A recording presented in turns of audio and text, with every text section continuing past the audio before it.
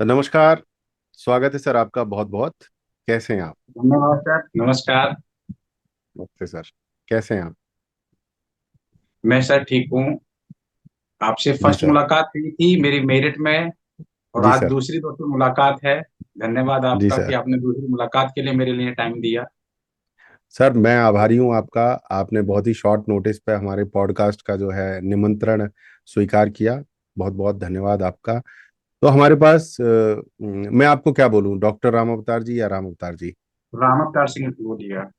जी। ठीक है राम अवतार जी, तो मेरे पास बहुत सारे ऐसे प्रश्न हैं जो नेटवर्क मार्केटिंग इंडस्ट्री को लोग ज्वाइन करना चाहते हैं, उनके लिए बहुत ज़्यादा महत्वपूर्ण है। तो वो जानना चाहेंगे कि आपके जीवन में क्या हुआ और वो उससे प्रेरणा लेना चाहेंगे।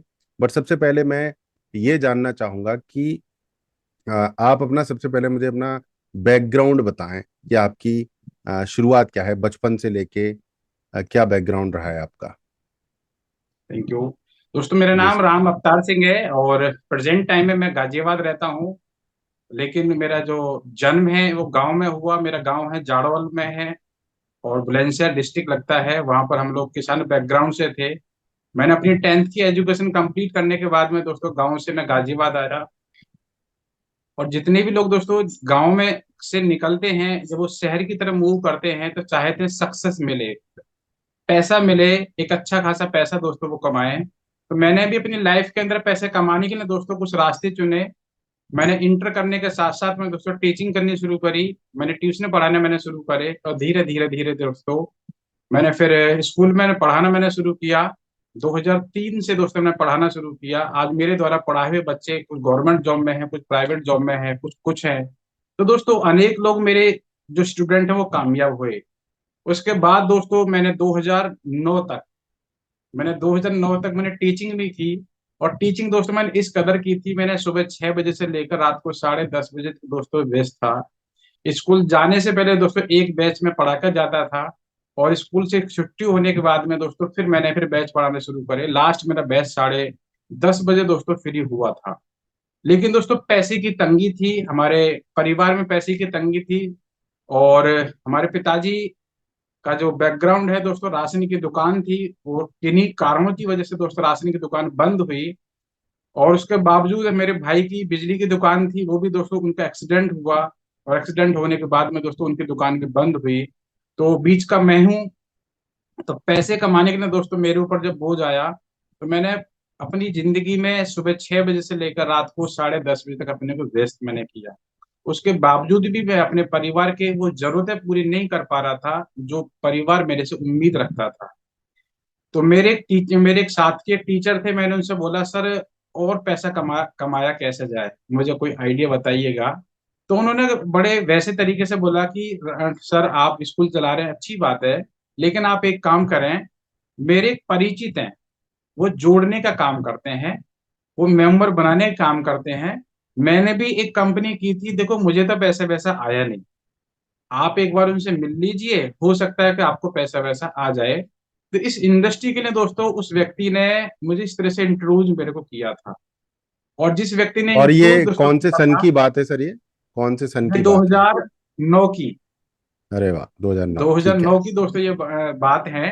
तो 2009 में मैं जब अपना स्कूल चला रहा था, उन्हीं दरमियान दोस्तों मुझे पैसे की और ज्यादा जरूरत पड़ने लगी। रीजन क्या था, जो स्कूल था, बिल्डिंग जो थी वो किराए की बिल्डिंग थी। और किराए की बिल्डिंग में दोस्तों होता क्या है कि जब स्कूल या कोई भी काम अच्छा चलने लगता है ना, तो मकान मालिक उंगलबाजी कुछ ना कुछ करता ही है। वही घटना दोस्तों मेरे साथ भी दोस्तों घटी। हाँ, उन्होंने मतलब बोला था, उनका चलने लगता है तो फिर वो कहते हैं कि हम भी चला लेंगे अपना, तुम छोड़ो। हाँ उन्होंने यही सेंटेंस बोला कि सर अभी तक तो जो भी आप मेहनत कर रहे थे, अब एक काम करते हैं, किराया आप दे रहे थे, बिल्डिंग हमारी थी, अब एक काम करेंगे, मेहनत आप करो, बिल्डिंग हमारी है, जो भी प्रॉफिट होगा वो आधा आधा कर लेंगे। तो ये बात उन्होंने 2008 में बोली थी। जी। तो 2008 में जब बोली थी तो अंदर एक टीस थी कि यार बिल्डिंग मैं ले नहीं पाऊंगा, बिल्डिंग में खरीद नहीं सकता, अपनी इतनी बैकग्राउंड है नहीं, तो मुझे कोई दूसरा काम भी चुनना पड़ेगा। तो दोस्तों कहते हैं आवश्यकता आविष्कार की जननी होती है। तो मेरे साथ जी। के टीचर ने एक रेफरेंस दिया कि इस तरह से ये जोड़ने वाले काम करते हैं, एक बार आप इनसे बात करके देख लो। मैंने उनसे बात जी करी तो उन्होंने 3 बार मेरे को फिर बैक कॉल करी कि राम अवतार जी, हम आपसे मिलना चाहते हैं, जो व्यापार हम लोग करते हैं उसकी जानकारी देना चाहते हैं। तो दोस्तों मैंने उस व्यक्ति को बोला, सर अभी टाइम नहीं है, आज ये है आज वो है, तो ले देखे मेरे को अप्रैल 2008 में उस व्यक्ति के माध्यम से दोस्तों मुलाकात हुई। और मेरा टाइम था दोस्तों रात को 10:30 बजे में फ्री हुआ था। उस दिन दुर्भाग्य की बात एक और भी थी, हम्म सुबह मैं ब्रेकफास्ट नहीं कर पाया था।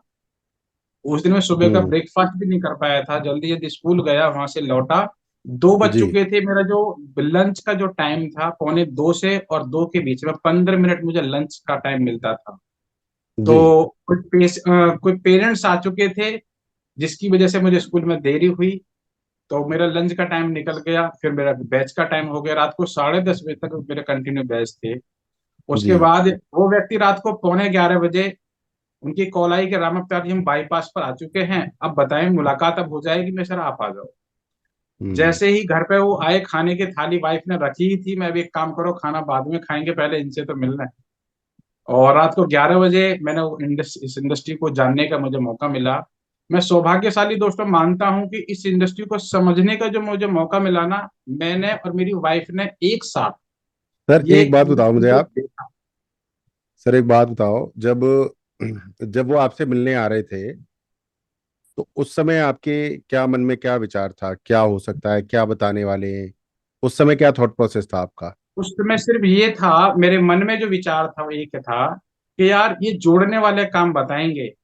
और हाँ। मैं भी कहीं ना कहीं आज जो मैंने काम किया है, मैंने अपनी जिंदगी में टीचिंग की है, अपना स्कूल मैंने रन किया, तो मेरा काम भी जोड़ने वाला ही था। मैंने बच्चे जोड़े, टीचर जोड़े अपने से, तब जाके मैं टीचर से ज्यादा इनकम ले पा रहा था। मतलब आपका उस समय पॉजिटिव माइंडसेट था? पॉजिटिव था। मुझे इस इंडस्ट्री के लिए किसी ने अप्रोच नहीं किया था, इस इंडस्ट्री के लिए खुद मैंने अप्रोच मैंने किया था।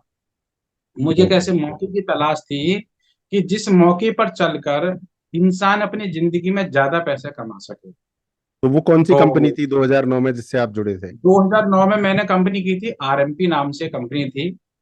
जी। और वो मेरी जिंदगी की पहली कंपनी थी। और कहते हैं कि पहला जो जो भी चीज होती है वो याद रहती है। तो मैंने भी दोस्तों मैंने 2009 में इस सर इंडस्ट्री आरएमपी की में, थी। मैंने भी हाँ जी, 2009 में 2009 में आरएमपी की मैंने थी। आरएमपी की, हाँ, 2013 तक मैंने आरएमपी करी। जी। और जो इंसान सोचता है कि मेरे परिवार के कुछ जरूरतें पूरी हों, मेरे परिवार के कुछ सपने पूरे हों, दोस्तों मैंने वो हम्म सारी चीजें मैंने करी तो सर हैं। एक बात बताइए, जब आप 2009 में आरएमपी ज्वाइन किया तो क्या प्रोडक्ट्स थे आरएमपी के, और आपकी पहली कमाई कितनी थी उसमें? हाँ, जो उसमें जो प्रोडक्ट थे, सूट लाइन थी, ओवन थे, एनर्जी सेवर थे, रिस्ट वॉश थी। कुल मिलाकर हमारे पास में लगभग 11-12 पैकेज थे। और 11-12 पैकेज जो थे, वैल्यू फॉर मनी प्रोडक्ट नहीं थे। मतलब जितना सामने वाले ने पैसा दिया, उतना सामान हमारी कंपनी नहीं दे पा रही थी। मेरी नजर में वो था कि कॉन्सेप्ट हम लोग बेच रहे हैं। तो उसके बाद इस इंडस्ट्री को जानने का मौका मिला। और इस इंडस्ट्री के माध्यम से जो मैंने अचीवमेंट किए, वो नॉर्मल जिंदगी में संभव नहीं था। तो पहली इंसान कमाई चाहे तो, कितनी थी सर, आपकी पहली कमाई कितनी थी? मेरी पहले हफ्ते की इनकम थी अप्रैल 2008 की, जी। वो थी 4,000 रुपये। दूसरे वीक की इनकम 5,000, और तीसरे वीक की इनकम मेरी फिर थी 4,000। हम्म तो अप्रैल 2008 की जो मेरी इनकम थी वो थी 13,000 रुपये। और अप्रैल के बाद में महीना आ चुका था मई का, जो अभी हम लोग मई में बैठे हुए जी हैं। सर, जी सर। मैंने मई में स्कूल को मैंने शट डाउन किया। और हम्म जून में फुल फ्लैश मैंने काम किया। जुलाई में फिर मेरे को स्कूल खोलना पड़ा, लेकिन फिर मैंने ट्यूशन हटा दिए थे। सर उसके एक बात बाद मैंने बताइए, काम करना। जब आपने ये जी। नेटवर्क मार्केटिंग ज्वाइन करी तो जो मैं देख रहा हूँ पिछले लगभग 22-23 साल से मार्केट में, तो जब आपने नेटवर्क मार्केटिंग ज्वाइन करी तो आपके घर वालों को पता चला, दोस्तों को पता चला, तो उन्होंने कहा नहीं कि भैया कहाँ फंस गए हो आप, क्या काम कर रहे हो, ये क्या ड्रामा है ये? ऐसे रिएक्शंस कितने आए आपके जीवन में? रिएक्शन मेरे सामने काफी आए थे, लेकिन उन्हीं से मैंने, क्योंकि हर चीज का सवाल नहीं होता, मैंने कुछ लोगों को सवाल का जवाब सवाल से दिया। मैंने उनसे बोला भाई मेरे कुछ सपने हैं जो मुझे अपनी लाइफ में पूरे करने हैं। ठीक है, आज के बाद ये काम करना मैं बंद कर दूंगा जोड़ने वाला, लेकिन मुझे अपनी जिंदगी में मेरे को टारगेट है, मेरी कुछ जरूरत है, मेरे कुछ सपने हैं, ये मुझे पूरे करने हैं, ये आप बताइएगा। तो जितने लोग मेरे से मिले, किसी भी आदमी ने इसका कोई सॉल्यूशन मुझे नहीं दिया। उसके बाद फिर मैंने बोला भाई, इस इंडस्ट्री के माध्यम से मैंने सफल होते हुए लोग मैंने देखे हैं। क्योंकि मैं मीटिंग ट्रेनिंग सेमिनार में मैंने जाना शुरू किया, वहां पर मैंने देखा कुछ लोग ऐसे थे जो हम उम्र थे, कुछ लोग मेरे से बड़े थे। वो कह रहे थे कि ये हमें इस काम को करते करते 3 साल हुआ है, 4 साल हुआ, 5 साल हुआ है, हम अपनी मनपसंद की गाड़ी चला रहे हैं, मनपसंद के घर में रह रहे हैं। तो मैंने उनकी बात को विश्वास मैंने किया, उनकी बात पे मैंने विश्वास लेकर मैंने काम किया, जिसका नतीजा भी दोस्तों दोस्तों मुझे मिला। अप्रैल 2008 की मेरी इनकम थी 13,000 रुपये। और मैं जब काम करता रहा, फिर मैंने स्कूल का टाइम दिया, और बीच बीच में बंक मैंने मारने शुरू करे टीचर को जिम्मेदारी देकर। फिर मैं होम 1 to 1 होम मीटिंग करता था। तो मेरे अप्रैल से, यानी कि फाइनेंशियल ईयर की यदि बात करें, मेरी फर्स्ट ईयर की जो इनकम थी, जो फॉर्म 16 एक हमारी कंपनी देती है, वो था 4,12,426 रुपए की मेरी पहले साल की इनकम। अमेजिंग जब सर मेरे जी। सामने फॉर्म 16 ए आया तो मुझे बड़ी खुशी हुई। जिन लोगों ने मेरे को मना की थी, मैंने उनको हर अपना पे आउट दिखाता था, कहने राम अवतार जी, हो सकता है आपको आ जाए, लेकिन बहुत लंबे समय तक नहीं आएगा। मैं सब कोई बात नहीं हाँ। है, मैं कोई बात नहीं है, जो मैं काम कर रहा था उससे बेटर है। उसके बाद मैंने 2009 में मेरी फर्स्ट कार मैंने ली, सेकंड हैंड ली थी मैंने, ऑल्टो। उसके बाद 2009 में ही मैंने सिस्टर की शादी करी। 2010 में मैंने भाई की शादी करी आरएमपी के पैसे से।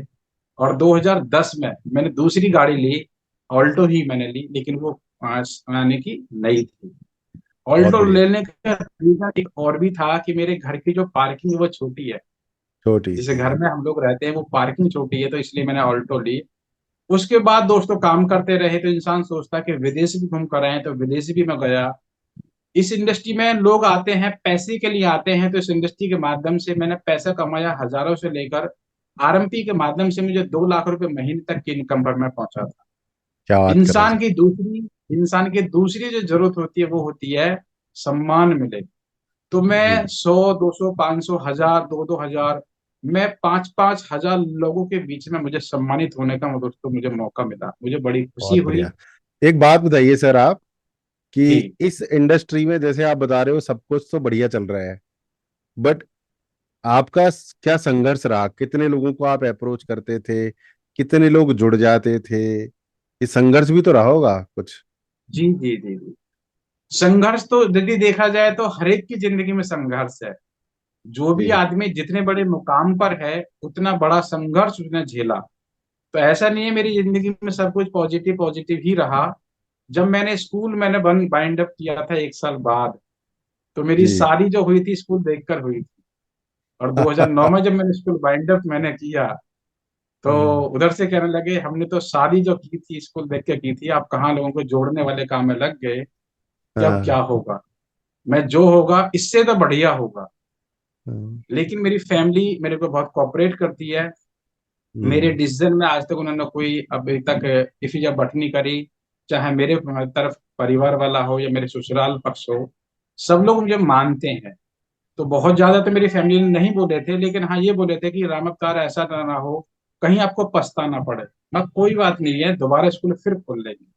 ऐसा तो है ही नहीं कि स्कूल दोबारा नहीं खुल पाएगा, एक्सपीरियंस मैंने लिया है स्कूल जी। खोलने का, तो सारी चीजें मैं वापस दोबारा से फिर ले लूंगी। बहुत बढ़िया सर। 2009 2008 और 2013 के बीच में मैंने आरएमपी करे। उसके दरमियान मेरे एक परिचित थे, उन्होंने मुझे किसी ऐसे इन्वेस्टमेंट प्लान में ज्वाइन भी कराया जहां पर दुगना तिगना पैसा आता है। क्योंकि पॉजिटिव पॉजिटिव ही मिलता रहे, तो पॉजिटिव की वैल्यू नहीं होती जब तक नेगेटिव चीज ना मिले। तो इस इंडस्ट्री के अंदर खराब चीजें भी चल रही हैं और सही चीजें भी चल रही हैं। तो मुझे भी इस इंडस्ट्री में 2013 के बाद में एक खराब कंपनी मिली, और उस कंपनी में मैंने मात्र लगभग 3.5 महीने मैंने काम किया। और 3.5 महीने काम करने के बाद लगभग वहां से पे आउट की बात करें तो लगभग 12 लाख रुपए का मेरा पे आउट था। मात्र अमेजिंग। 3.5 महीने काम करने के बावजूद 12.5 लाख रुपए के आसपास का पे आउट मुझे आया। लेकिन उससे बड़ी लाइबिलिटी मेरे ऊपर आ चुकी थी। कौन सी कंपनी थी सर ये? झोल झाल कंपनी थी। अच्छा, दो का नाम भी चार झोल करने जलता। वाली कंपनी थी। दो अच्छा। का चार करने वाली कंपनी थी। तो उससे पता चली सही और गलत क्या है। क्योंकि इंसान को यदि सही सही चीज ही मिलती रहे तो उसको गलत का कोई पता नहीं चलता। तो सर यहाँ पे एक इम्पोर्टेंट क्वेश्चन ये आ गया कि कोई भी नया आदमी जब जुड़ेगा तो वो कैसे डिसाइड करेगा कि ये झोलझाल कंपनी है, ये जेन्युइन कंपनी है? जी। उसके बाद मैंने फिर जब लाइबिलिटी जो ऊपर आई, तो फिर मैंने एनालाइज किया, यार इंडस्ट्री तो ये अच्छी है, बशर्ते कंपनी टिकने वाली होनी चाहिए। कंपनी टिकने वाली होनी चाहिए। तो मैंने उसके बाद कंपनी सर्च में करता रहा, अपना मैंने काम डाल लिया। उसके हम्म। साथ साथ में, क्योंकि होता क्या है कि लोग मेरे को जानने लगे कि राम अवतार ने इस इंडस्ट्री के माध्यम से अचीवमेंट लिए हैं, तो कहीं ना कहीं वो दोबारा हमारे साथ आए। जी। तो मैंने अपने काम के साथ साथ में लोगों की बात मैं सुनता रहा, बहुत सारे प्लान मैंने देखे। और जी। बहुत सारे प्लान देखने के बाद में लास्ट में मैंने माई लाइफ पिस्टल को चुना, जिसके आप पीछे सर्टिफिकेट देख रहे हैं, ट्रॉफी वो तो देख रहे हैं, RMP he government. My life बन गई थी बाद में। हाँ। लेकिन हमारे जो सीनियर लोग थे, उन्होंने हमको सही गाइड नहीं किया था। जब जी। आरएमपी से माई लाइफ बनी थी, तो हमें ये हम्म। बोला गया था हमारे सीनियर लोगों ने कि आरएमपी बंद हो चुकी है। हाँ, मेरे को हम भी यही उनकी बोला गया था। हाँ, हम उनकी बातों में आ गए, और हमारा जो फ्यूचर था वो क्रैश जी। हो चुका था। मुझे एक अच्छी कंपनी की तलाश थी, बहुत सारे प्लान में देखता था। माई लाइफ का प्लान जब मैंने देखा, तो मैं किसी भी कंपनी का प्लान देखने से पहले कुछ चीजें मैं एनालाइज करता था, जैसे कि आपके कुछ सवाल हैं कि हम किस कंपनी को सही माने, किस कंपनी को गलत माने। तो कहते हैं कि एक्सपीरियंस से ही सही और गलत का पता चलता है। तो मैंने अलग अलग प्लान देखने के बाद में सबसे पहला निष्कर्ष ये निकाला कि भाई कंपनी ऐसी होनी चाहिए जो टिकने वाली कंपनी, दिल से आवाज निकले कि मैं रहूं या ना रहूं, ये कंपनी जिंदा रहेगी। तो सबसे पहली चीज, मैं जिन भी प्लानों को मैं देखता था, उस हादसे के बाद में जो इन्वेस्टमेंट मैंने प्लान किया था, उस हादसे के बाद में ये सबसे पहली चीज मैं देखता था, कंपनी की बैकग्राउंड है क्या। हम्म। दूसरी चीज, कंपनी की प्रोफाइल क्या है। क्योंकि दिन प्रतिदिन सारी चीजें आज डिजिटल हो रही हैं, लोग चेक कर लेते हैं थोड़ी सी देर में। तो कंपनी की प्रोफाइल क्या है, कंपनी कहाँ कहाँ रजिस्टर्ड है, लीगल है अनलीगल है, ये सारी चीजें मैंने करी। तीसरी चीज, मैंने प्रोडक्ट मैंने देखने शुरू करे। मैं ये बोलता हूँ, इस इंडस्ट्री में ऐसी कंपनी चुनो जिसके अंदर 7 स्टार हो। तो फर्स्ट स्टार था कंपनी के मालिक लोग, सेकंड कंपनी के प्रोफाइल, थर्ड उसके प्रोडक्ट। प्रोडक्ट की यदि बात की जाए, तो डायरेक्ट सेलिंग इंडस्ट्री के अंदर होता क्या था, जब मैं उस समय आरएमपी कर रहा था, बिना प्लान दिखाए हम लोग प्रोडक्ट को नहीं बेच सकते थे। जी। बिना प्लान दिखाए हम लोग प्रोडक्ट को नहीं बेच सकते थे, ये मेरे सामने एक चेतावनी थी। लेकिन आज मैं माई लाइफ जब मैं करता हूँ, तो आज मैं एक ने अनेक लोगों को, तकरीबन पिछले, मैं 16-17 महीने की बात करूं, तो 16-17 महीने के अंदर मैं लगभग 1700 पेशेंट में देख चुका हूँ। 1700 पेशेंटों को मैंने मेडिसिन दी है, और उनमें से मैक्सिमम लोग ठीक भी हुए हैं। तो कहने का मेरा मतलब ये है कि मैं इस इंडस्ट्री में डॉक्टर नहीं हूँ, मेरे पास कोई डिग्री नहीं है, उसके बावजूद भी दोस्तों मैंने लगभग 1700 पेशेंट मैंने ठीक किया। हर दिन मैं पेशेंट देखता हूँ, अपने पास एक मशीन है, उस मशीन के माध्यम से हम चेकअप करते हैं फिर बॉडी का, और उसके बाद हम लोग उसको मेडिसिन देते हैं। मैंने ऐसे ऐसे केस मैंने सॉल्व करे हैं जो एलोपैथी से लाइलाज थे। जैसे कि कुछ बीमारियों का ट्रीटमेंट एलोपैथी में है नहीं, जैसे थायराइड है, उसका एलोपैथी में ट्रीटमेंट है नहीं। जी। पाइल्स है, उसका जी। ट्रीटमेंट है नहीं। शुगर है, उसका ट्रीटमेंट है नहीं। किसी की किडनी यदि डायलिसिस पे जा चुकी है, उसका ट्रीटमेंट है नहीं। तो मैंने ऐसे ऐसे पेशेंट मैंने ठीक किए। कुछ लेडीज ऐसी थी जो कंसीव नहीं हो पा रही थी, मैंने अपने मेडिसिन से उनको प्रॉपर ट्रीटमेंट दिया, तो उनके घर में भी खुशियां आई। तो मुझे विश्वास हुआ कि यार ये कंपनी तो ऐसी है कि हाँ, लोगों को दुआ देगी। कंपनी के और प्रोडक्ट्स बहुत ज्यादा अच्छे हैं, बहुत ये कहने सॉलिड का है, मतलब है बहुत आपका। सॉलिड है। तो सर तीसरी यहाँ पे चीज एक मैंने सवाल यही। मेरा आ रहा है, एक जी। सवाल के लिए रोकना चाहूंगा कि टीम बनाने का क्या क्या फॉर्मूला है? आपने इतनी बड़ी टीम बनाई, टीम बनाने का क्या फॉर्मूला है? उससे पहले आपके जो 7 स्टार है उसका जवाब मैं दूंगा, कौन सी हाँ कंपनी वो, चुने, जी जी कंपनी बिल्कुल। कौन सी चुने। तो तीसरा पॉइंट था कंपनी के प्रोडक्ट। जी फोर्थ था मार्केटिंग प्लान। ऐसा जी होना चाहिए जो समझ में आ सके कम पढ़े एक लिखे इंसान के बीच में भी।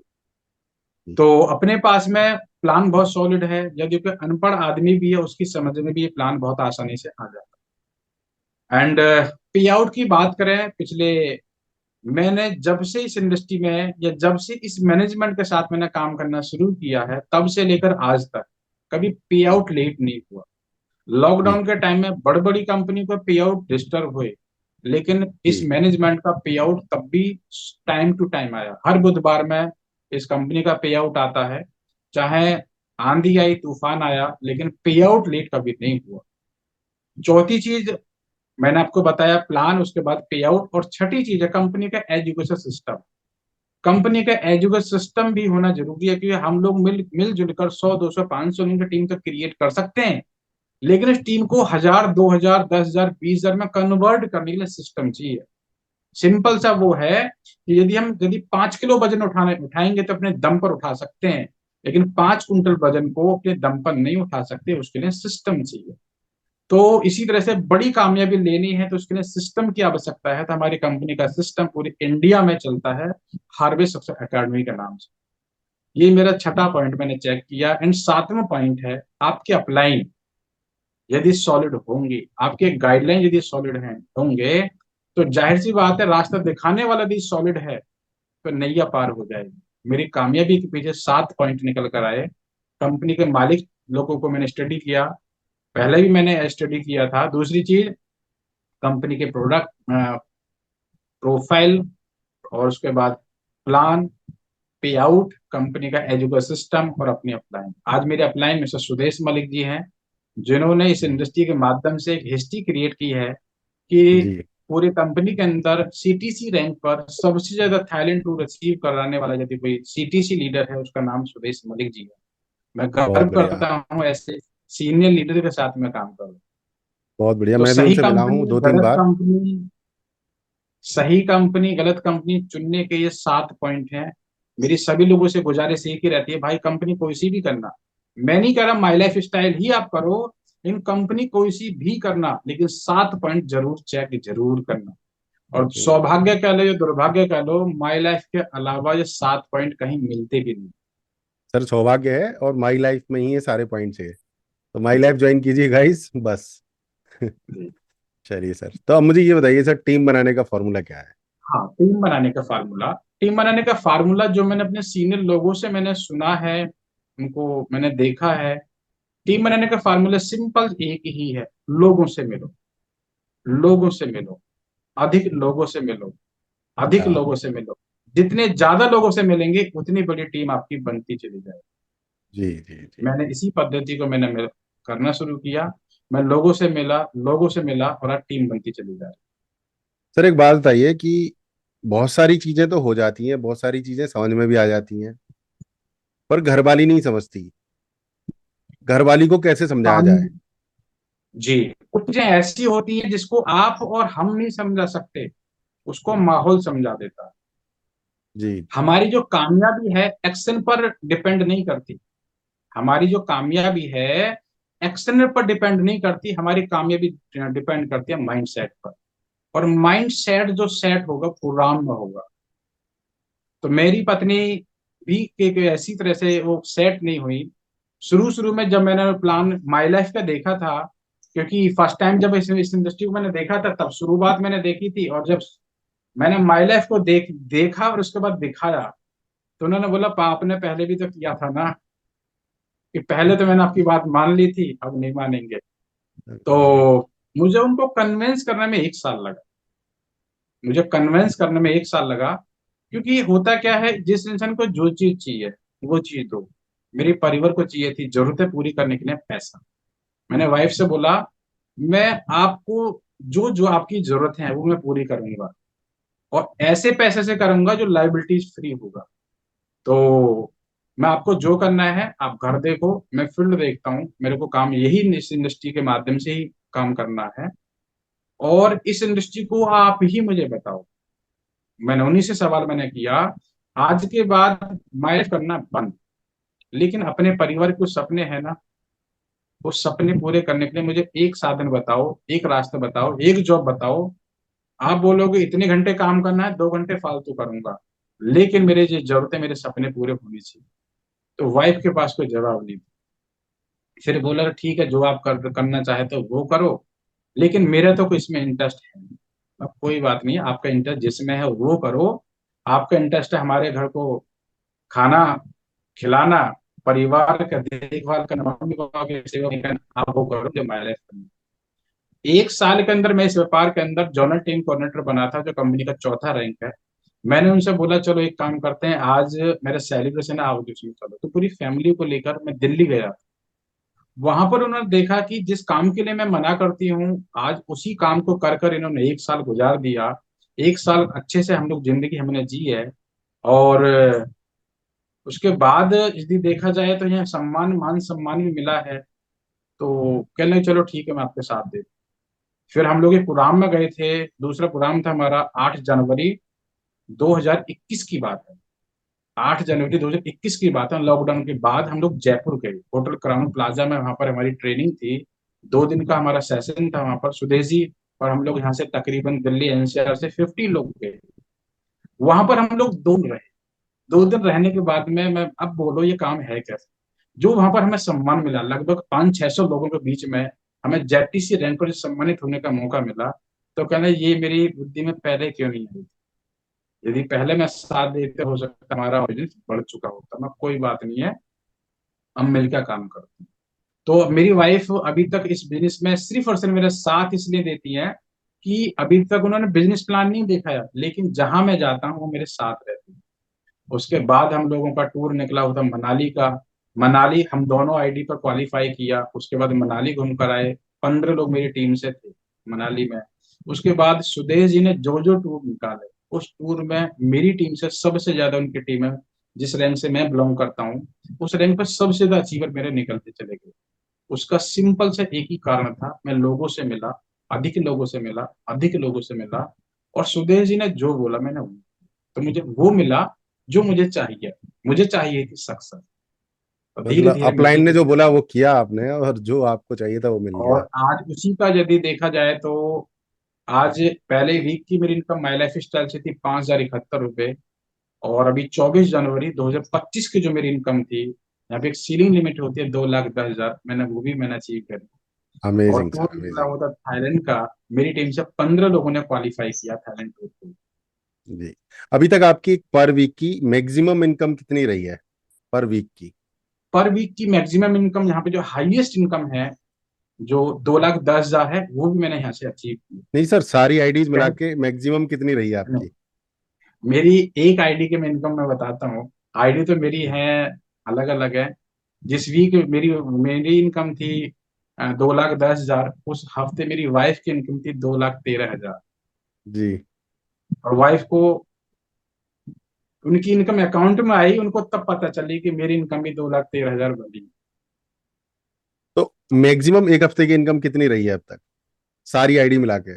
यदि उस हफ्ते की बात करें तो 2 लाख और 2,13,000, मोटा मोटा 7 लाख के आसपास की मेरी उस हफ्ते की इनकम थी। अच्छा सर, एक मतलब 1 लाख रुपीज पर डे? हाँ और कौन सी नौकरी दे सकती है इतना, और बिल्कुल सुकून के साथ, फुली जी, लीगल, फुली वाइट मनी, कोई टेंशन जी, नहीं, कोई कोई रिटर्न नहीं टेंशन भरना, कुछ नहीं करना है। नहीं, रिटर्न तो भरनी है। मतलब फॉर्म वो भी 16 क्या आता है। फॉर्म 16 आ जाएगा, उससे भर देंगे। हाँ उसी पे है। हाँ, ऐसा नहीं है कि बहुत कुछ करना है अपने को, ऐसा नहीं करना नहीं, पड़ेगा। अपनी कोई टेंशन ऐसे है नहीं। तो सर ये बताइए राम अवतार जी, आप कि आपकी दिनचर्या क्या रहती है नॉर्मली? पिछले, अगर मैं पिछले 1 साल की ही बात करूं, तो आपका रूटीन क्या रहता है, क्या दिनचर्या है आपकी? मैं सुबह उठता हूँ तकरीबन 6:30 बजे के आसपास। और उसके बाद मैं 1 घंटे एक्सरसाइज करता हूँ लगभग मेरे को। और एक्सरसाइज करते करते मैं सुबह मोटिवेशनल वीडियो सुनता हूँ। अरे वाह। कुछ लोग देखते हैं, न्यूज देखते हैं, कुछ न्यूज़पेपर पढ़ते हैं। मेरे को न्यूज़पेपर पढ़े हुए तो बहुत साल हो गए, और न्यूज में देखता। तो सुबह के टाइम में 2 काम एक टाइम पे करता हूँ, एक्सरसाइज भी करता हूँ और मोटिवेशनल वीडियो भी मैं सुनता हूँ। मेरे कुछ सीनियर लीडर हैं, उनकी वीडियो में सुनता हूँ, उनको फिर सुन सुन के फिर मैं थोड़ा सा अपडेट अपने को करता हूँ सुबह तो सुबह। जब आप अखबार नहीं सुन पढ़ते, न्यूज नहीं सुनते, तो ऐसा नहीं लगता दुनिया से कटे हुए महसूस करते हैं?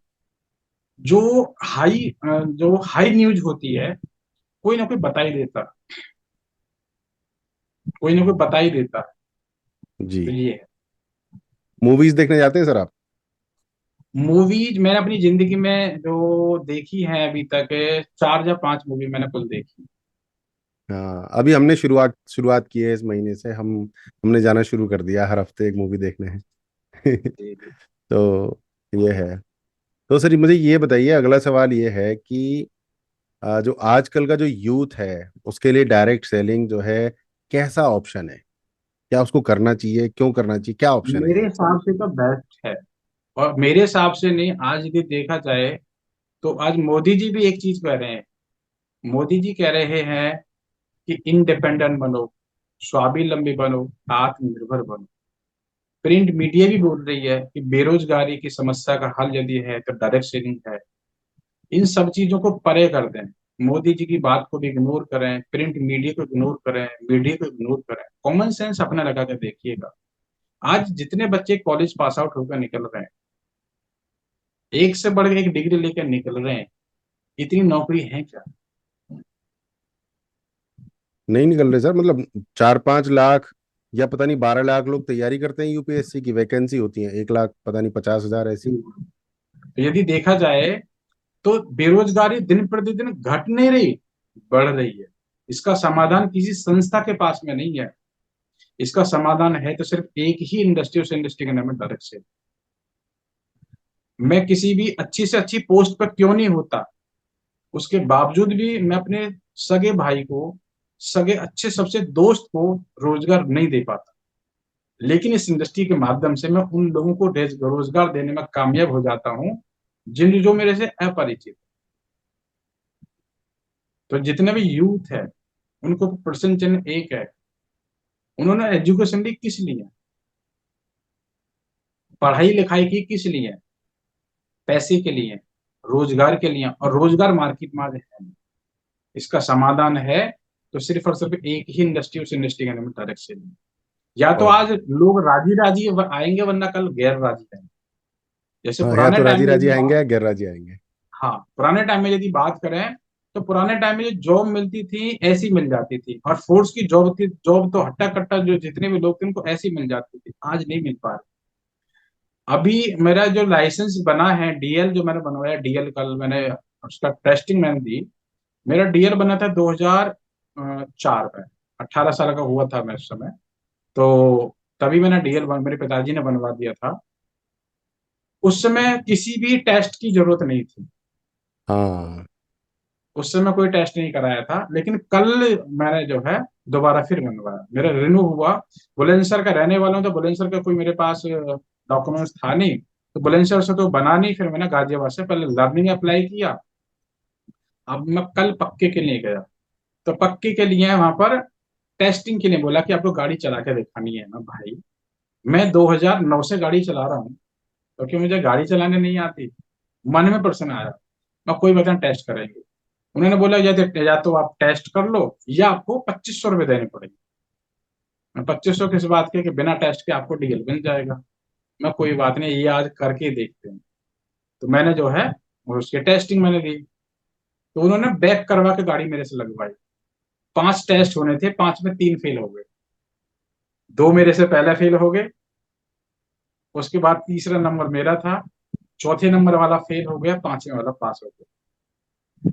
तो अब यदि डीएल बनवाना है तो एग्जाम देना पड़ता है, टेस्ट देना पड़ता है। पुराना टाइम में एग्जाम नहीं देना पड़ता था, पुराना टाइम में कोई टेस्ट नहीं होते थे। सेम यही हाल है इस इंडस्ट्री का। आज कोई टेस्ट नहीं है, आज कोई पेपर चेक नहीं है, आज कुछ चेक करने की जरूरत नहीं है। रुक जाओ, 10 साल 15 साल बाद इसी इंडस्ट्री में आने के लिए टेस्ट दिया जाए, इसी में इंडस्ट्री में आने के लिए एग्जाम दिया टेस्ट जाए। लिया जाए, एग्जाम दिया जी जाएगा। जी। बिल्कुल सही कह रहे हैं सर आप। मतलब जुड़ जाओ भाई, अभी कोई टेस्ट नहीं है, अभी खुली भर्ती चल रही है। आ जाओ। फिर बाद में तो फिर कहोगे यार बड़ी उस दिन मुश्किल, ज्वाइन कर लेते बढ़िया था। बड़ी मुश्किल बहुत है। बढ़िया सर। तो मुझे ये बताइए रामतार जी कि आपकी एजुकेशनल क्वालिफिकेशन क्या है? मैं बीएससी, मेरा बीच में ड्रॉप है। अच्छा। हाँ। और आजकल जो नॉर्मली और किस वो तरह भी की किताबें पढ़ते हैं आप? यदि देखा जाए तो आर्थिक स्थिति थी नहीं आगे पढ़ने की। मेरा मन था हाँ। मैं इंजीनियरिंग करूं। हम्म। मेरा मन बहुत था मैं इंजीनियरिंग करूं। हम्म। मैंने 10th की, पीसीएमसी की, इंटर की पीसीएमसी करी। उसके बाद बीएससी मैंने जब करी तो बीएससी मेरी बीच में टूटी, फीस ना देने हम्म। का। हम्म। फीस ना देने के कारण मैं धीरे धीरे मेरा टीचिंग बैकग्राउंड में आया। मैं यार पढ़ाना शुरू करते हैं, ट्यूशन पढ़ाना शुरू करते हैं, प्राइवेट स्कूल में टीचिंग करनी शुरू करी। ज्यादा पैसा कमाना था, मैंने अपना स्कूल खोला। उसके बाद स्कूल, और ज्यादा ये पैसा आपने कमाना। स्कूल कैसे खोल दिया यार? जब पैसे नहीं थे आपके मेरे पास तो आपने मामा अचानक के से दम स्कूल कैसे? मेरे मामा के दम पर, मामा बीएड थे। मैंने बोला मामा हम्म। स्कूल खोलना है, डॉक्यूमेंट्स आपके लग जाएंगे क्या? आपके लग जाएंगे। मैं मेहनत मैं करूंगा, डॉक्यूमेंट्स आप मेरे को दे देना, मुझे स्कूल चलाना है। तो ये मतलब आपके अंदर एंटरप्रेन्योरशिप के पहले से ही बीज थे भाई यस, साहब। ये कह पहले लो से ही। मजबूरियां, मजबूरियां काम कराती है। तब मजबूरी तो नौकरी करवाती है। आप तो स्कूल खोल रहे थे, एंटरप्रेन्योर से आप तो उद्यम लगा ज्यादा रहे थे पैसा पूरा। कमाना था, हाँ। ज्यादा पैसा कमाना था इसलिए। तो सर मेरे दिमाग में एक सवाल ये आ रहा है अब कि आपके पास खेती बाड़ी हुआ करती थी बुलंदशहर में? नहीं, बुलंदशहर में खेती नहीं थी। खेती हमारी जो थी वो बम्बे के दूसरे पार आ गई थी। हम्म। और इसीलिए हमारे पिताजी ने वो बेच दी थी कि बच्चे बम्बे पार करते टाइम ऐसी ना हो बम्बे में गिर जाए। तो हाँ। 96 के आसपास में वो हमारी जो जमीन थी बेच दी थी पुराने टाइम। और आपने हाई स्कूल कब करी सर? सन 2000 में की थी मैंने। बहुत बढ़िया। तो आपने बीएससी करते ही प्लानिंग कर ली थी कि स्कूल खोलना है? बीएससी करते करते मैंने स्कूल टीचिंग में आ गया था। सन ये 2000 मतलब में बहुत मैंने बड़ी 10th बात की है। थी। सन 2000 में मैंने 10th की थी, सन 2002 में मैंने 12th की थी। और 12th जी। करने के साथ साथ ही मैं टीचिंग में आ गया था। तो आपने कभी सरकारी नौकरी की ट्राई नहीं करी? नहीं, हाई सरकारी नहीं, स्कूल मैंने से 12वीं प्राइवेट भी से? मैंने नहीं करी। मैंने हाँ। कभी ट्राई नहीं करी आज तक। मैं ये मान लीजिए मैंने आज तक कोई फॉर्म भरा नहीं है जॉब के। और जो मैंने टीचिंग भी मैंने की थी वो भी मेरा मन नहीं था। वही बस मेरे मामा जो बीएड करे हुए थे उनको आना था उस स्कूल में। जी जी जी। मेरे पड़ोस में स्कूल था। तो उन्होंने डेट दे दी, मैं उस डेट में आ रहा हूँ। लेकिन कहने लगे अब मैं नहीं आ पाऊंगा, मैं स्कूल यहीं पढ़ा रहा हूँ, सिंह भाभी किराए वाले हूँ। तो उन्होंने जो है जी। वहीं पढ़ाना शुरू कर तो सर आपकी पहली दो कार आल्टो थी, उसके बाद तीसरी कार कौन सी थी? दिया। तीसरी कार मेरे पास अभी प्रेजेंट में वैगनार है। अच्छा। और अभी वैगन आर के बाद अगली कार कौन सी होने वाली है आपकी? इसके बाद जिस घर में मैं रहता हूँ इस घर के अलावा दूसरा घर बनाना है। जी। और अब जो नेक्स्ट टारगेट है मेरे घर का, जी। और उसके बाद नेक्स्ट कार कौन सी होगी आपकी? नेक्स्ट कार मेरी होगी लगभग 25 से 30 लाख रुपए की होगी। जी। उससे मेरी अगली कार है जो मेरी स्क्रीन पर रहती है, मेरे लैपटॉप जी। स्क्रीन पर रहती है, वो BMW X1। वाह सर, मेरा अमेजिंग। टारगेट वहाँ है। BMW X1 उस आपकी गाड़ी ड्रीम में, कार है फर्स्ट? हाँ, और मैं उस गाड़ी के ड्राइविंग के लिए गया, टेस्टिंग के लिए गया। मैं शोभा हम दोनों गए। बच्चे तो मेरे, दो बच्चे मैं लेके गया था, मेरी दो बेटी एक बेटा है। तो दो बच्चे साथ में, हम लोग उसमें बैठ कर फील किया। गाड़ी गजब थी। तो जी। फीलिंग लेकर आया हूँ। तो आज मुझे लोग नेगेटिव जो करते हैं ना वो नहीं कर पाते, कारण सिर्फ है कि मेरा क्यों क्लियर। जो मेरे पीछे ज्यादा पड़ते हैं मैं उनसे बोलता हूँ भाई मेरे ये कुछ सपने हैं, आज के बाद माई लाइफ करना बंद। लेकिन ये मेरी कुछ जरूरतें ये पूरी आप करा दो। तो जवाब बिल्कुल। कोई किसी की बात है नहीं। हाँ। और इस इंडस्ट्री के अंदर भी बहुत सारे लोग आते हैं कामयाब नहीं हो पाते, उसका कारण सिर्फ एक है, उनका क्यों क्लियर नहीं है। मेरा क्यों क्लियर, सर इसलिए जैसे मैं- आप बहुत दिनों तक कहते रहते हैं कि मुझे BMW X1 चाहिए। X1 बोला sir, X5? X1 77 X1। Lakh रुपए की है। हाँ, तो आप बहुत दिनों तक कहेंगे BMW X1 चाहिए, BMW X1 चाहिए। तो रिश्तेदार भाई बंधु कई महीनों तक देखते रहते हैं, तो ये ताना नहीं मारते कि भैया कहाँ है तेरी BMW? मारते हैं। तो उस समय क्या जवाब देना है? अभी तक जो भी चीजें मैंने अचीव मैंने करी है, मैंने लिखी है और अनाउंस मैंने करी है। जी। जो भी मैंने रैंक हो, मेरा जो भी टारगेट हो, मैंने लिखा और मैंने बोलना शुरू किया। जब मैं शुरुआत मैंने करी थी, मैंने बोल दिया था 1 साल के अंदर मैं जेटीसी बनकर आऊंगा। तो लोगों ने बोले जब बन जाओ तभी बोल देना। मैंने सर बोलना शुरू कर दिया, हो पाई। अभी और कौन से ठीक लेवल एक पर है साल सर एक आप? दिन के अंदर मैं आरटीसी हूँ, कंपनी का छठा रैंक। नेक्स्ट लेवल कौन सा है सर उसके बाद? नेक्स्ट लेवल एनटीसी है, जिस अगला रैंक फिर है सीटीसी, फिर आईटीसी। बहुत कंपनी के बढ़िया सर। 12 रैंक है, 12 जी। में से 6 पार कर दिए हैं, 6 ही और बचे। बहुत बढ़िया सर। अब मुझे उसके सर ये बाद बताइए। मैंने जी गाड़ी सर का जो कंटिन्यू। आपने जिक्र किया, जी। गाड़ी का जो जिक्र किया, मैंने गाड़ी अनाउंस मैंने की थी। जी। उस दिन मुझे मेरी गाड़ी ऑल्टो ठीक तरह से चल नहीं पा रही थी, तो मैं बाइक से भिवानी गया था। जी। और जब मैंने वहां पर अनाउंस किया, मैंने फर्स्ट टाइम लिखा था अपने फेसबुक पर कि मैं 19 अप्रैल 2024 को मैं वैगनार कार लूंगा। तो मैंने स्टेटस जैसी मैंने स्टोरी जैसे लगाई फेसबुक पे, तो कई लोगों ने कमेंट्स मारे। मैंने दिल्ली जब मैंने पार करी, मैंने थोड़ी देर के लिए रुका, मैं देखूं क्या स्थिति है फोन में। कुछ लोगों ने बोला कि फेंक है, कुछ लोगों ने बोले जब आ जाए तब बोल देना, कुछ लोगों ने पार्टी तो बनती है, कुछ लोगों ने बोला, कुछ बोला। एक ने लिखा था ये फर्जी घोषणा है। तो मैंने सारे कमेंट्स पढ़ने के बाद में फिर एक मन में ये बैठा दिया कि अब तक तो ये आती है नहीं आती, अब वो जरूर आए। अब जरूर आएगी। मैंने फिर काम करना शुरू किया। 19 अप्रैल 2024 को मेरी 18वीं शादी की सालगिरह थी, जो मुझे अपनी वाइफ को देनी थी गिफ्ट के रूप में। जी। लेकिन घटना कुछ ऐसी घटी कि मेरे को गाड़ी पहले लेनी पड़ी। मेरा अच्छा। 15 दिसंबर 2023 में मेरा एक्सीडेंट 23। हुआ बाइक से। हम्म। उसके जी। बाद पुरानी गाड़ी ऑल्टो थी, वो चलाने में मुझे मजा नहीं आ रहा था। जी। फिर पिताजी ने बोला एक काम करो, गाड़ी दूसरी ले लो। मैं कोई इतने गाड़ी हम्म। दूसरे लेकर आएंगे। तो 1 जनवरी 2024 को मेरी मम्मी का जन्मदिन था। जी। मैं कोई जी। बात नहीं, मम्मी के जन्मदिन पर लेकर आया। जी। तो 1 जनवरी 2024 को मैं गाड़ी लेकर आया। उसके जी। बाद जो भी मेरी टीम के लोग थे, सीनियर लोग थे, सब लोग उस गाड़ी को निकलवाने के लिए शोरूम पर पहुंचे। उसके मैनेजर ने बोला कि आज तक ऐसी गाड़ी की डिलीवरी हमारे द्वारा तो हुई नहीं जैसी आपकी हो। हाँ। उसके बाद फिर मेरे घर छोड़ने आए, पूरी कॉलोनी में मेरे में और जो मेरे साथी थे, गाड़ी गाड़ी लाइन लगी। 2 जनवरी को मैं गांव गया अपने, वहाँ पूजा कराने के लिए। एक आदमी जिसने लिखा फर्जी घोषणा है, उसी की कॉल मेरे पास में आई। राम अवतार जी, गाड़ी बहुत बहुत मुबारक हो। अच्छा धन्यवाद। ये मत समझना कि मैं आपसे जल रहा हूं। मैंने बिल्कुल भी नहीं समझ रहा। लेकिन बेटा वो तो मुझे पता नहीं तेरे कहाँ कहाँ से धुएं निकले, ये धुएं निकालने के लिए तो गाड़ी ली है। तो अभी तक जो भी चीजें मैंने लिखी है वो मैंने पूरी करी। मैंने जी। बोला जी। था जी। 10 जनवरी 2025 को मैं आरटीसी बनकर मैं आ रहा हूँ।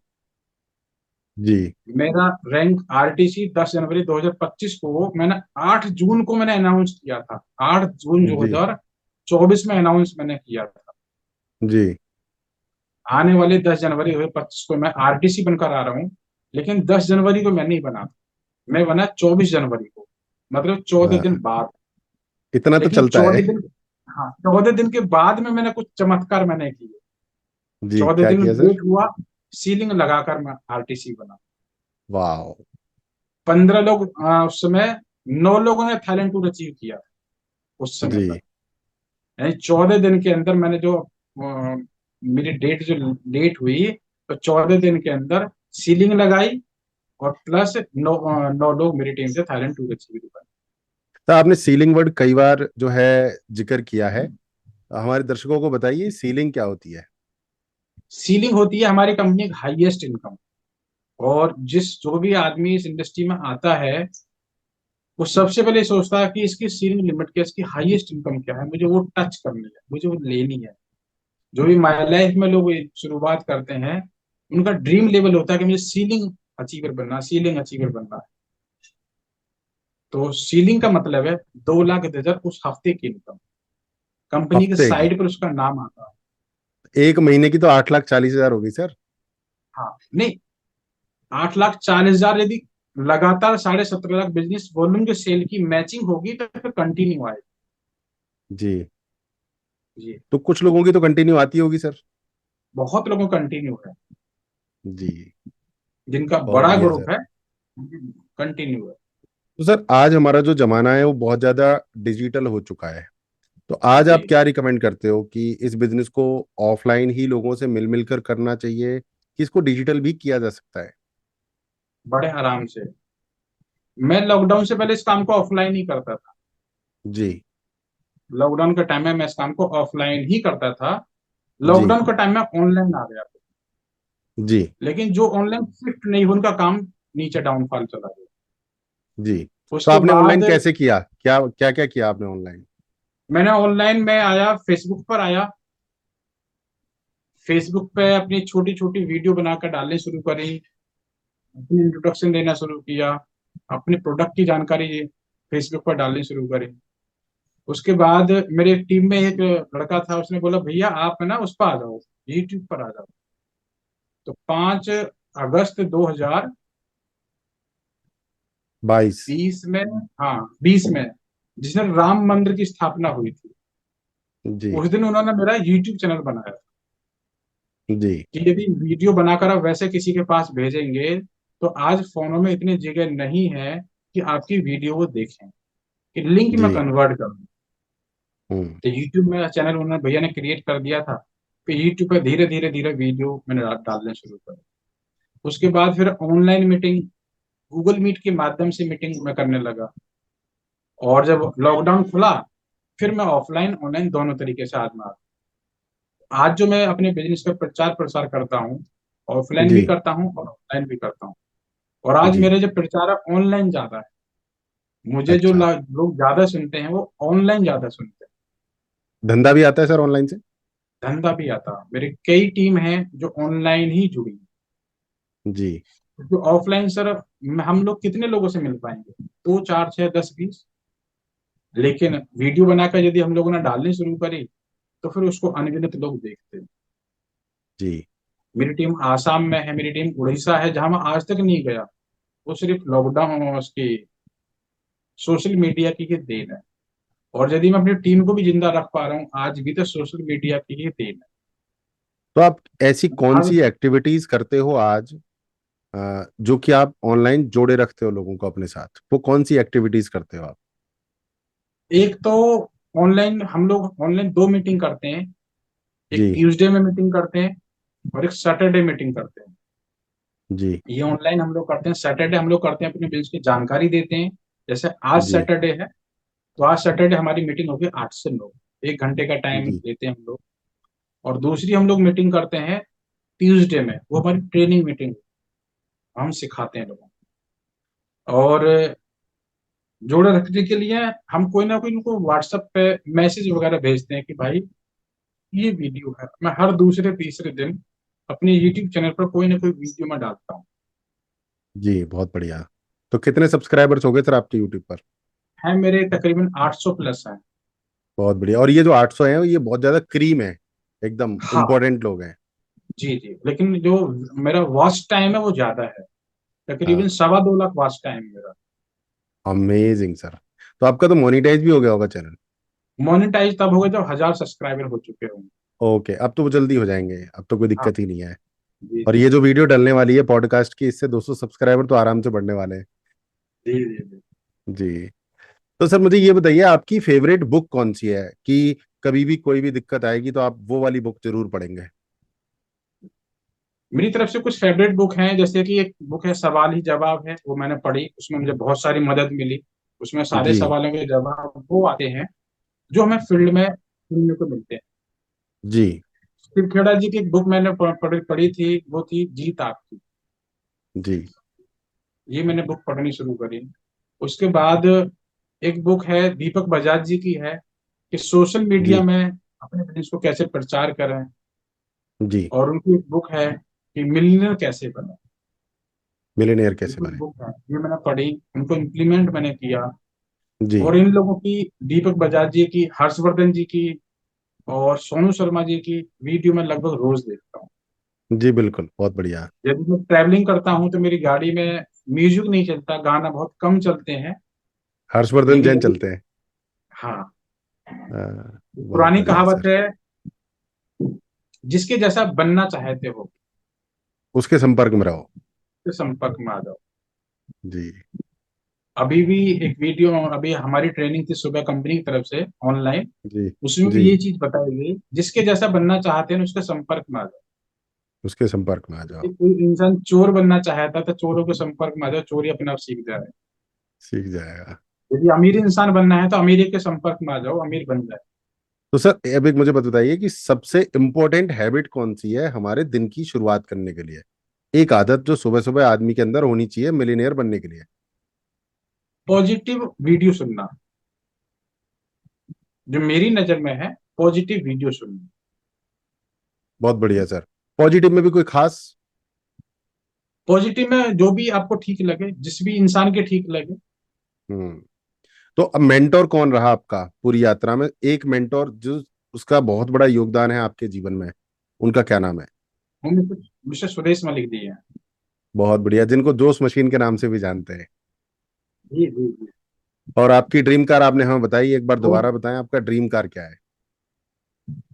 मेरी ड्रीम कार है आपका BMW X1, 77 लाख की कार है। बहुत बढ़िया सर।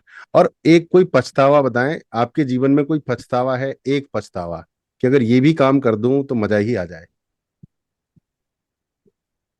यदि मेरे को बोला जाए कि इस कंपनी को लीगलाइज करने का हक आपको दिया जाता, जी। तो उसके लिए सबसे पहले लीगल करार मैं देने के लिए तैयार।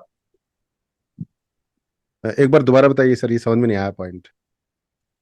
ये पछतावा एक है मुझे, इस इंडस्ट्री को लीगल करार देने का यदि हक मुझे दिया जाए तो सबसे जी। पहले मैं देने का तैयार हूँ। ये पछतावा है कि ये चीज मेरे हाथों में नहीं है।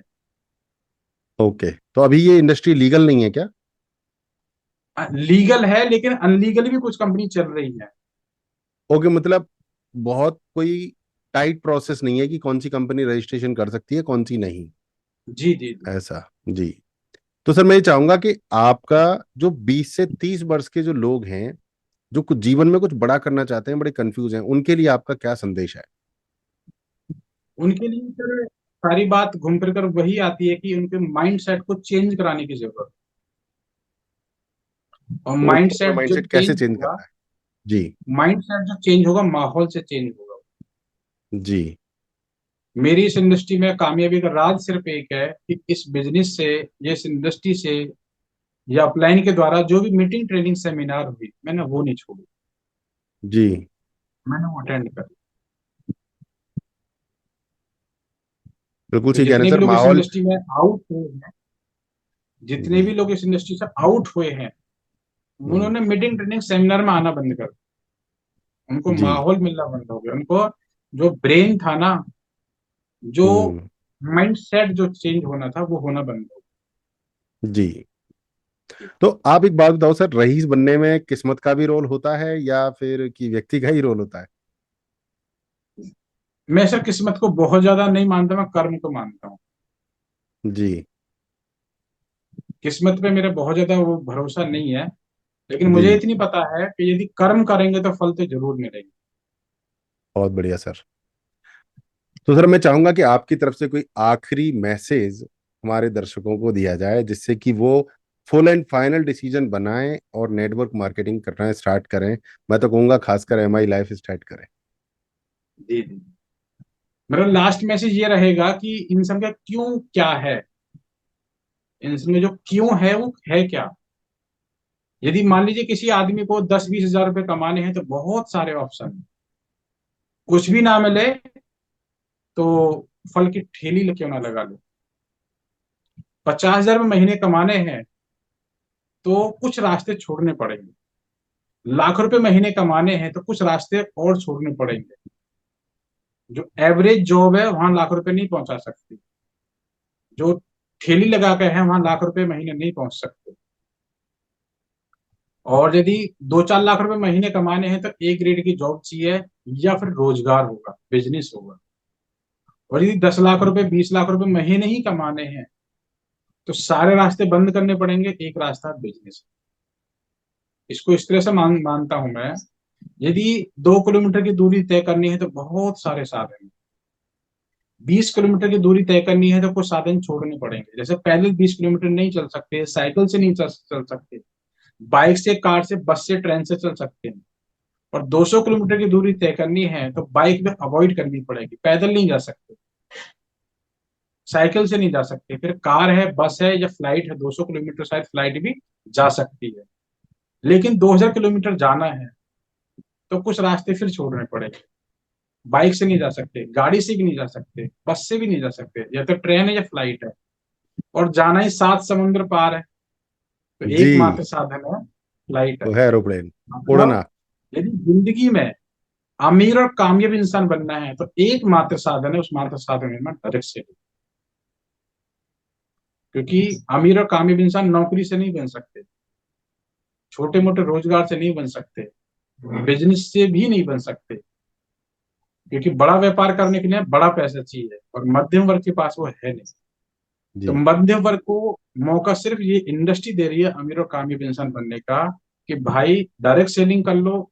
माई डायरेक्ट सेलिंग के अंदर भी मुझे नहीं पता, लेकिन माई लाइफ के अंदर जो मुझे कंफर्म है, माई लाइफ यदि कोई भी व्यक्ति करता है तो उस व्यक्ति के सपोर्ट के लिए मैं तैयार हूं, चाहे वो मेरे क्रॉस में ही क्यों ना सही। जी बिल्कुल। बहुत बढ़िया सर, बहुत बढ़िया।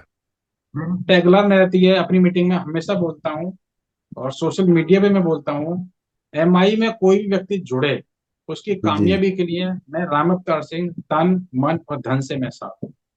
बहुत बढ़िया सर, ये बहुत ही बढ़िया इंटेंशन है। तो और कोई मैसेज सर आपका, आज का प्रोग्राम अगर आप आज्ञा दें तो समापन करना चाहेंगे? जी जी जी जी, स्पेशल धन्यवाद आपका भी कि आपने मुझे इनवाइट किया। जी सर। और आगे भी इनवाइट करते रहेंगे, ऐसी मुझे जी। उम्मीद है। अब तो बाकी आपसे हम फ्रीक्वेंटली मिलते रहेंगे सर। जितने भी लोग इस वीडियो को देख रहे हैं, इस वीडियो को अपने नियर डियर को खास भेजिएगा, खास शेयर कीजिएगा, ताकि उनके पास एक ऐसा मैसेज पहुंच सके, मेरे द्वारा कुछ बातें जो हैं वो पहुंच सके, ताकि वो भी अपनी लाइफ में अमीर और कामयाब इंसान बन सके। बहुत बढ़िया। तो दोस्तों, आपने सुना राम अवतार सिंह जी को, जो कि दिल्ली गाजियाबाद से हैं। एक बहुत ही सामान्य परिवार से आते हैं, बुलंदशहर से, और आज अ, हफ्तों के 2 लाख 3 लाख 7 लाख रुपए तक कमाते हैं। तो ये जो कितना बड़ा परिवर्तन है, मैं इसको शब्दों में बयान नहीं कर सकता हूँ। तो इस वीडियो को ज़्यादा से ज़्यादा शेयर करें, लाइक करें, जिससे कि ज़्यादा से ज़्यादा लोग क्लैरिटी ले पाएं और अपने जीवन में सही निर्णय ले पाएं। राम अवतार जी के यूट्यूब चैनल का लिंक मैं अपने डिस्क्रिप्शन में शेयर कर दूंगा, तो प्लीज जाएं, राम अवतार जी के चैनल को सब्सक्राइब करें, जुड़ें और जुड़े रहें। और हम सभी लोगों से सीखने के लिए, जुड़ने के लिए मेरा व्हाट्सएप नंबर डिस्क्रिप्शन में रहेगा, वहां जरूर जुड़ें। आज के सेशन को यहीं समापन करते हैं। और राम अवतार जी, आपके समय के लिए बहुत बहुत बहुत धन्यवाद। आपका थैंक यू भी वेरी स्पेशल मच। धन्यवाद। मिस्टर सुरेश जी का भी स्पेशल धन्यवाद। Thank you. जी। जय हिंद। Thank you very much. नमस्कार।